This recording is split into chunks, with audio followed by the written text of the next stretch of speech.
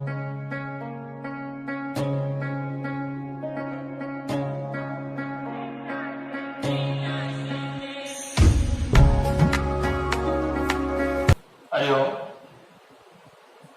गायत्री आदर्श उच्च माध्यमिक विद्या मंदिर थ्योरी के यूट्यूब चैनल में आपका स्वागत है। पूर्व में हमने 13 वीडियो अधिगमित किए और अब हम त्रिकोणमिति टॉपिक लेकर आगे बढ़ रहे हैं, जिसका भाग 7 आज होगा। इससे पहले हमने त्रिकोणमिति अनुपातों की सारणी और अध्याय 6 कंप्लीट किया। अब हम त्रिकोणमितीय सरल समीकरण नाम से अध्याय 7 है वो करेंगे। सबसे पहले हम जानना चाहेंगे कि अध्याय 7 है वो बोर्ड परीक्षा में कितने अंक का है। आपको पूर्व में बताया कि त्रिकोणमिति के जो 6 अध्याय है, 3 अध्याय है, अध्याय 6, 7 और 8, तीनों अध्याय मिलाकर 11 अंक के बोर्ड परीक्षा में होते हैं, क्वेश्चन आते हैं। जिसमें से अध्याय 7 में एक क्वेश्चन 6 नंबर का आने के चांस रहते हैं। 27वां सवाल आता है अथवा में, अब फिर अथवा अब, तो 6 अंक का आता है वो आता है 7.1 में। और 7.1 में से आता है 7.1 जो है उसमें सब सरल समीकरण है, त्रिकोणमिति की सरल समीकरण जिनको सिद्ध करना है।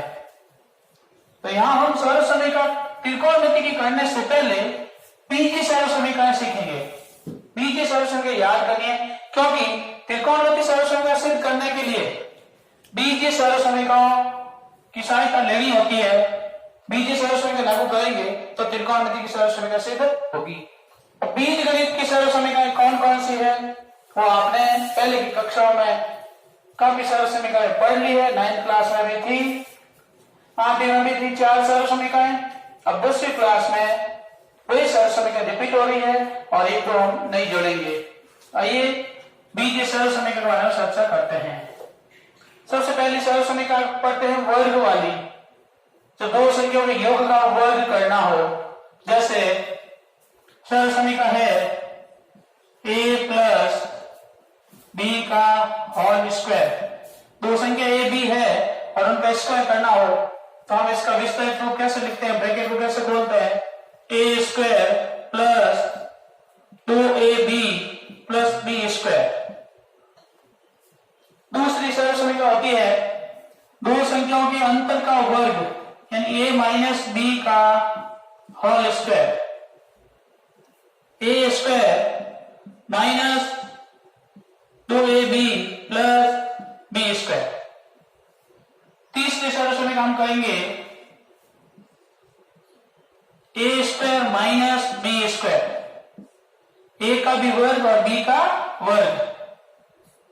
दो संख्याओं के वर्गों का अंतर, वर्गों का अंतर ज्ञात करेंगे, एक बार प्लस में और एक बार माइनस में, a plus B, a minus B. इस प्रकार की 3 सरल समीकरण आपने आगे कक्षा में पढ़ी थी, 9th में भी थी। अब हम करते हैं घन वाली सरल समीकरण घात 3। जैसे दो संख्याओं के योग का घन करना हो, a प्लस बी की घात 3, तो इसका विस्तारित रूप क्या होगा, a cube plus B cube plus 3ab और a plus B. a plus B whole घात 3 करेंगे, क्यूब करेंगे तो a की घात 3 प्लस b की घात 3 प्लस 3ab और a प्लस b ब्रैकेट में आएगा। अब यदि माइनस वाली सरल समीकरण हो, a माइनस बी की घात 3, a माइनस बी की घात 3, तो करेंगे a की घात 3 माइनस b की घात 3 माइनस 3ab और a माइनस b। सब लेकर माइनस करेंगे, यहां माइनस है तो यहां p क्यू का माइनस, 3ab का माइनस। हमेशा ध्यान रखना किसी भी सरल समीकरण में जब उसका विस्तार करेंगे, ब्रैकेट खोलेंगे तो वर्ग के आगे माइनस नहीं आता है। ये a square minus B square वाली है, इसको खोलो तो a plus B, a minus B आता है। देखिए योग का स्क्वायर हो माइनस का हो, उस समय जो a स्क्वायर है बी स्क्वायर, इसके आगे प्लस ही है, चाहे माइनस की सरल समीकरण हो चाहे प्लस की। यहाँ माइनस की सरस में करेंगे, ए के आगे क्या है प्लस और बी स्क्वायर के आगे क्या है प्लस, ये क्यूब है इसलिए यह माइनस आ सकता है। ठीक है, इसी प्रकार जब अलग अलग घन करना हो, जैसे ए क्यूब प्लस बी क्यूब हो, इस सरस का विस्तार करना हो, ए क्यूब प्लस बी क्यूब, दो संख्याओं घनों का योग जो होता है उसका कैसे करता है विस्तार, ए प्लस बी, बाहर क्या आएगा ए प्लस बी, अंदर आएगा ए square minus A B plus B square, A cube plus B cube. अब A cube minus B cube, A cube minus B cube बराबर A minus B A square plus A B plus B square होगा, तो बार घात 3 हो। अब इसी प्रकार ये जो सरल समीकरण है ए प्लस बी का होल क्यूब बराबर ए क्यूब प्लस बी क्यूब बराबर 3ab ए प्लस बी, इसका जब पक्षांतर करेंगे तो ए क्यूब और बी क्यूब इधर रह जाएगा। एक दो प्रश्नों में ये भी काम आएगी। इस चौथी सरल समीकरण, ये सरल समीकरण 6 और ये 7 हुई। अब ये जो चौथी सरल समीकरण है इसका देखो जब पक्षांतर करते हैं या में लिखते हैं, या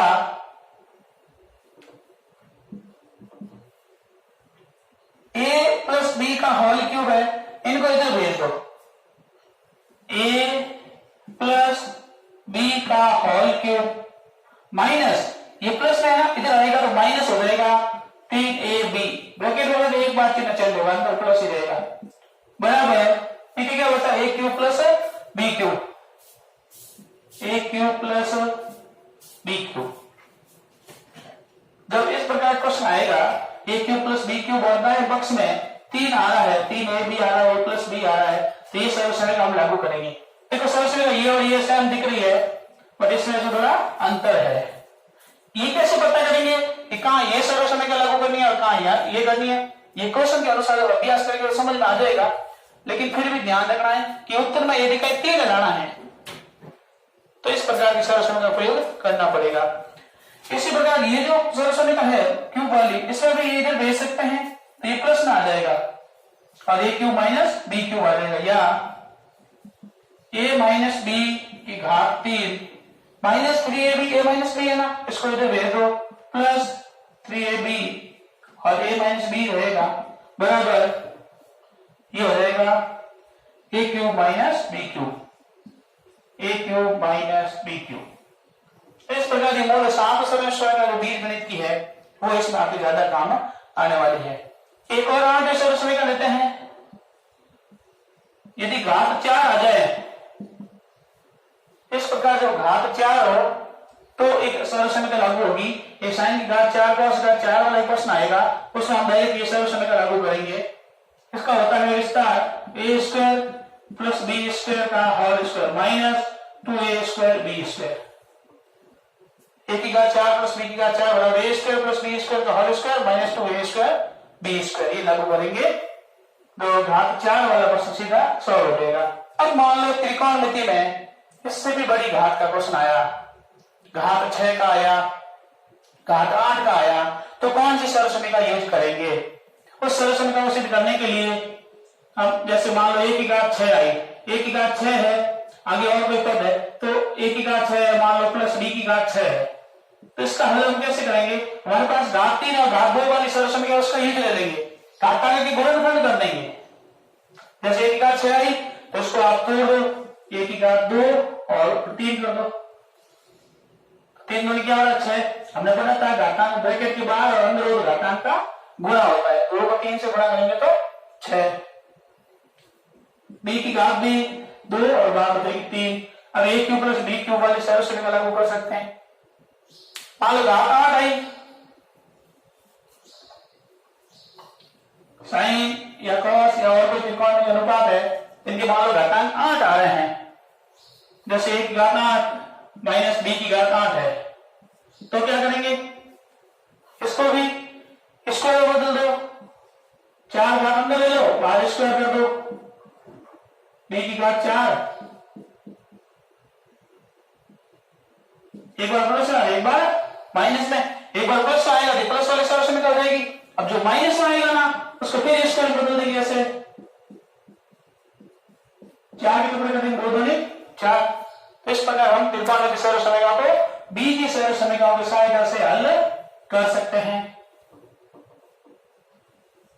अब आप विद्यार्थियों का पहला काम क्या है, आपको बीजीय सर्वसमीकरणें अपने फेयर कॉपी में नोट करनी है, ठीक है, और फिर इसको याद करना है। एक बार वापस इसको देख लेते हैं सबको, मेरे साथ साथ बोलोगे, याद करोगे। देखिए पहली है a प्लस बी की घात 2 बराबर a square plus 2ab plus B square. कई बार बी स्क्वायर तो लिख दिया, 2ab लिख दिया, कोई फर्क नहीं पड़ा सेम है। फिर भी कुछ विद्यार्थी कहते नहीं ये गलत होगी, नहीं, ये प्लस की जो संख्या है उसके स्थान परिवर्तन करो, कोई दिक्कत नहीं है। a माइनस बी का whole square, a square minus 2ab plus B square. देखो यहाँ माइनस है तो यहाँ पर भी क्या आएगा, माइनस आएगा। ए square minus 2ab plus B square, square का आगे माइनस नहीं आएगा। ए स्क्वायर माइनस बी स्क्वायर, यहाँ घात ब्रैकेट के ऊपर है और यहाँ दोनों के ऊपर अलग अलग घात है। इसको क्या करेंगे, 2 बार, एक बार प्लस में एक बार माइनस है, वापस इसको गुणा करेंगे तो ए स्क्वायर माइनस बी स्क्वायर आ जाएगा। अगली है a प्लस बी होल घात 3, इसको घन कहते हैं, क्यूब कहते हैं। दो संख्याओं के योग, अलग अलग संख्याओं का योग करके फिर घन करना होता है, बराबर a cube plus B cube plus 3ab bracket a plus b। a की घात 3 धन b की घात 3 धन 3ab कोष्टक a धन b। अब यदि कहीं पर हमें इस सर्वसमीकरण की आवश्यकता हुई तो हम क्या करेंगे, इसका पक्षांतर कर देंगे। ये सर्वसमीकरण भी आप याद कर सकते हैं। a प्लस बी का होल क्यूब, इसको इधर भेज दिया, minus 3ab a plus b। याद तो यही रखनी है, प्रश्न अनुसार हम इसको पक्षांतरित कर सकते हैं। अगली है 5वीं सर्वसमीकरण, ये है ना मोस्ट इंपोर्टेंट है, इसका ध्यान रखना। a माइनस बी की घात 3 बराबर 1 की घात 3 माइनस बी की घात 3, यहाँ माइनस है तो यहाँ सब जगह माइनस आएगा, माइनस 3ab। अब ये ब्रैकेट बनाए, माइनस माइनस क्या हो जाएगा, प्लस हो जाएगा। इसको कई बार ऐसे भी लिखा जाता है a cube minus B cube minus 3a square b। a को a से गुणा किया a square minus minus plus 3ab square. ये सर्वसमीकरण ये सेम है, ब्रैकेट खोलने के बाद लिखी हमने 3a स्क्वायर b और 3ab स्क्वायर। आपको याद हो वैदिक गणित में एक सूत्र होता है अनुरूप है, उसमें धन करना है, उस समय सर्वसमीकरण काम में लेते हैं कई बार। इस प्रकार त्रिकोण सर्वसमीकरण है, सर्वसमीकरण सिद्ध करने में काम आने वाली बीजीय सर्वसमीकरण हुई। अब हम आगे बढ़ते हैं, त्रिकोणमितीय सर्वसमीकरण ज्ञात करेंगे। त्रिकोणमिति की कौन कौन सी सर्वसमीकरण है जो आपके काम आने वाली है।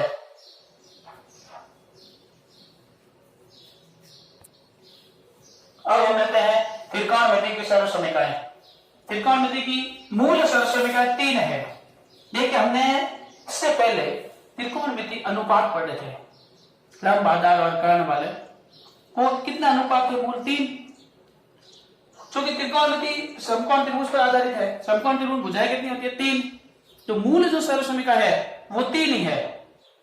3 कौन कौन सी है, उसका पक्षांतर करके या रूट करके, वर्गमूल करके हम अनेक सूत्र बना सकते हैं।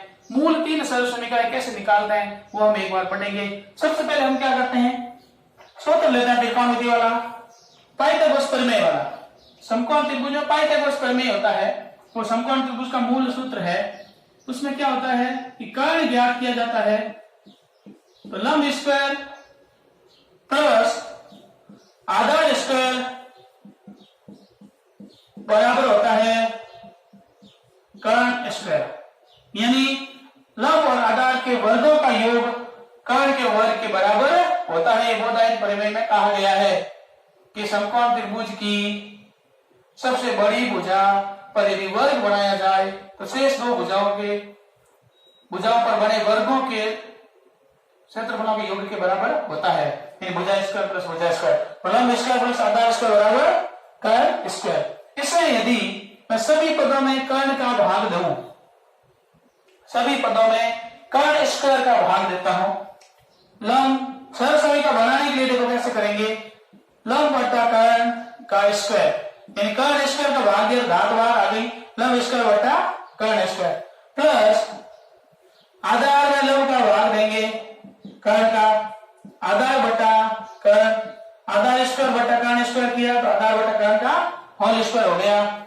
इधर कर्ण में कर्ण का भाग देते हैं, तो सबसे बड़ी भुजा ली मैंने पहले, और सभी पदों में कर्ण का भाग देने पर सभी पदों में किसका भाग दिया, कर्ण का,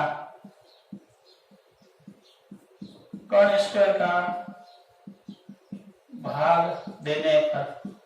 देखिए समीकरण को संतुलित रखने के लिए समीकरण के दोनों पक्षों में, चाहे कोई भी समीकरण हो, बराबर है बीच में, इसका मतलब ये समीकरण है, इसके दो पक्ष है, तो समीकरण के दोनों पक्षों में समान संख्या का भाग देने या गुणा करने पर कोई अंतर नहीं होता है, समीकरण संतुलित रहता है। तो यहाँ दोनों पक्षों के सभी पदों में मैंने कर्ण स्क्वायर का भाग दिया, कर्ण स्क्वायर का भाग देने पर क्या आया, लंब बटा कर्ण बराबर कौन सा अनुपात होता है त्रिकोणमिति का, लंब बटा कर्ण बराबर कौन सा होता है बताइए। इतने अनुपात हमने याद कर लिया है, अध्याय 6 कंप्लीट कर लिया है। लंब बटा कर्ण होता है साइन थीटा, क्या होता है, साइन थीटा, तो यहां पे स्क्वायर है साइन स्क्वायर थीटा, प्लस आधार बटा कर्ण क्या होता है, लंब बटा कर्ण साइन, आधार बटा कर्ण cos थीटा, स्क्वायर है इसलिए cos स्क्वायर थीटा, और कर्ण से कर्ण काट दो क्या बचा, एक, एक का स्क्वायर क्या हुआ, एक। अतः त्रिकोणमिति की मूल सरल समीकरण हुई पहली, sign square plus cos square बराबर एक। अब आपको बनाना आए या नहीं आए, ऐसा कोई मतलब नहीं है, बोर्ड परीक्षा सरल समीकरण बनानी है नहीं, पूछते नहीं है, अपने याद रखना है कि sign square plus cos square बराबर क्या होता है, एक होता है। ये सरल समीकरण बहुत ही काम आने वाली है, सबसे ज्यादा इसका प्रयोग होता है 10वीं क्लास में। तो sine square plus cos square बराबर होता है एक, हमेशा ध्यान रखेंगे, sine square plus cos square होता है एक। सबसे प्यारा मेरा वतन sine square plus cos square equal to 1, ऐसे याद रखना है। दूसरी सरल समीकरण बनाते हैं, त्रिकोणमिति की मूल सरल समीकरण है, इससे अनेक और सूत्र बनाएंगे, वो हम बाद में इसको चर्चा करेंगे। पहले एक मूल सरल समीकरण और बनाते हैं, दूसरी सरल समीकरण त्रिकोणमिति की, ये आपको नोट करनी है। मूल सरल समीकरण एक फर्स्ट,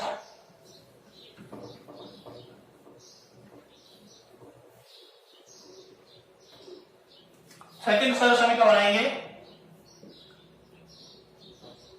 सूत्र वही है, लंब स्क्वायर प्लस आधार स्क्वायर बराबर कर्ण स्क्वायर, लंब स्क्वायर प्लस आधार स्क्वायर बराबर कर्ण स्क्वायर हमने लिखा था, वही है सूत्र, वापस लिखना, पाठ्यपुस्तक में ही लिखना है, मूल सूत्र ही है त्रिभुज का, समकोण त्रिभुज का। अब पहले हमने कर्ण का भाग दिया, अब हम भाग देते हैं सभी पदों में आधार का, आधार का दे दो, लंब का दे दो, आधार का भाग देते हैं सभी पदों में आधार का भाग देने पर लंब बटा आधार स्क्वायर प्लस आधार बटा आधार स्क्वायर बराबर कर्ण बटा आधार स्क्वायर। लंब बटा आधार क्या होता है, लंब बटा आधार, लंब बटा आधार tan थीटा होता है, tan स्क्वायर थीटा प्लस आधार से आधार करते हैं एक, एक का स्क्वायर एक बराबर कर्ण बटा आधार क्या होता है, sec theta, sec square theta, तो एक प्लस tan स्क्वायर थीटा बराबर sec स्क्वायर थीटा। यहां आप स्क्वायर से लिख सकते हैं एक प्लस tan स्क्वायर थीटा बराबर sec स्क्वायर थीटा, या पक्षांतर करके लिख सकते हैं sec square theta minus tan square theta बराबर एक। ये जो चला जाएगा प्लस का तो माइनस हो जाएगा, और यहाँ पे क्या बचेगा एक, पूरे समीकरण घुमा दिया, तो sec square minus tan square बराबर एक, sec square minus tan square बराबर एक। ये सेकंड सरल समीकरण है, मूल त्रिकोणमिति की मूल सरल समीकरण है, बिना पक्षांतर किए ये सरल समीकरण होगी मूल, पक्षांतर करके ये एक निकाल सकते हैं। जब एक वाले लिखने के लिए क्या है, तो tan sec square minus tan square बराबर एक लिख सकते हैं, और अन्यथा 1 प्लस tan स्क्वायर बराबर sec स्क्वायर थीटा। त्रिकोणमिति की दूसरी सरल समीकरण बनी सभी पदों में आधार का भाग देने पर। ये जो पाइथागोरस प्रमेय है यहाँ पे आप लिख सकते हैं कि पाइथागोरस प्रमेय से या बोधायन प्रमेय से, पाइथागोरस प्रमेय से यहां लिखेंगे सभी पदों में आधार स्क्वायर का भाग देने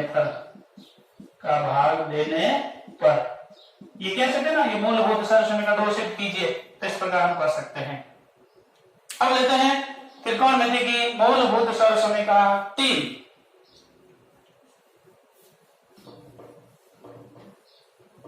देखिए विद्यार्थियों, त्रिकोणमिति है और आप 10वीं क्लास के विद्यार्थी समझ रहे हो तो थोड़ी मेहनत आपको करनी पड़ेगी, थोड़ा ध्यान से वीडियो देखना पड़ेगा, बार बार दोहराना पड़ेगा, तब 10वीं लेवल की त्रिकोणमिति समझ में आएगी। तीसरी सरल समीकरण करने की कोशिश करते हैं। देखिए तीन भुजाएं होती है, दो हम कर चुके हैं, अब तीसरी भुजा बच गई लंब। वही सूत्र है लंब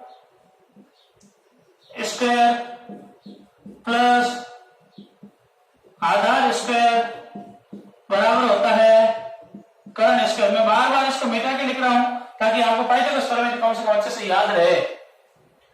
अब देखिए सभी पदों में कर्ण का भाग दिया पहले, फिर आधार स्क्वायर का दिया, अब लंब स्क्वायर लेते हैं। लंब स्क्वायर का भाग देने पर तो लंब बटा लंब होगा इसका स्क्वायर प्लस आधार स्क्वायर का भाग, आधार में भी लंब स्क्वायर का भाग देने पर। भाग सभी पदों में समान देना है, ऐसा नहीं है लंब हो इसका आधार, ऐसा नहीं होता है। सभी पदों में लंब का भाग देना है तो लंब का देना है कर्ण स्क्वायर बटा लंब इसका होल स्क्वायर। अब देखिए लंब बटा लंब हो गया 1 का स्क्वायर, आधार बटा लंब, आधार बटा लंब कौन सा थीटा हुआ, tan का उल्टा व्युत्क्रम cot स्क्वायर थीटा बराबर कर्ण बटा लंब हुआ साइन का व्युत्क्रम cosec स्क्वायर थीटा।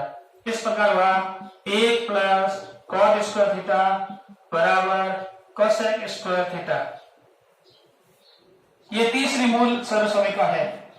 त्रिकोणमिति की मूलभूत सरल समीकरण 3 है, 1 प्लस cot स्क्वायर बराबर cosec स्क्वायर थीटा। इसको हम ऐसे बदल सकते हैं cosec square theta minus cot square theta बराबर 1। इस प्रकार 1 पूछे cosec square minus cot square आ जाएगा, अन्यथा 1 प्लस cot स्क्वायर बराबर cosec स्क्वायर थीटा। ये हम पाइथागोरस प्रमेय की सहायता से तीसरी सरल समीकरण सिद्ध कर चुके हैं। वही वापस यहाँ लिखना है पाइथागोरस प्रमेय से, यहाँ सभी पदों में लंब स्क्वायर का भाग देने पर सिद्ध हो जाएगा।